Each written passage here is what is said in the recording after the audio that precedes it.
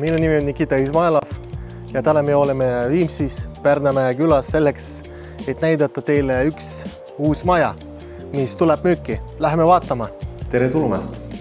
Astume väga laia ja avarasse kabinetisse.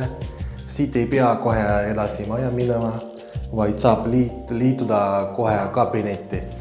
Läheme vaatama. See suur kabinet saab kasutada nagu 4 magamistuba või külaliste toana.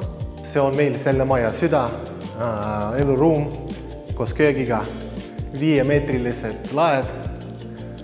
Siin meil tuleb diivan, seina peale tuleb telekas selleks, et te saate nautida oma soojad filmide õhtut kamina vaatega. Kamina sisseviimistlus te võite valida ise.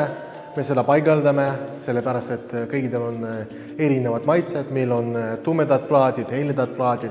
Ehk siis ühesõnaga valida ise, me paigaldame, see ei ole üldse probleem. Siin meil tuleb söögilaud. Selle lagi viimistlus on lõpetamata selleks, et te saate ise valida, kust tuleb lamp ja kust tuleb söögilaud.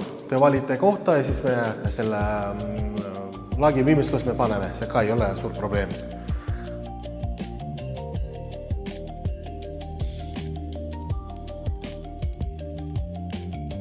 Saunakompleks on siin eraldatud magamistoodest selleks, et ise ka lastele, kuna te nautite oma sauna õhtudega.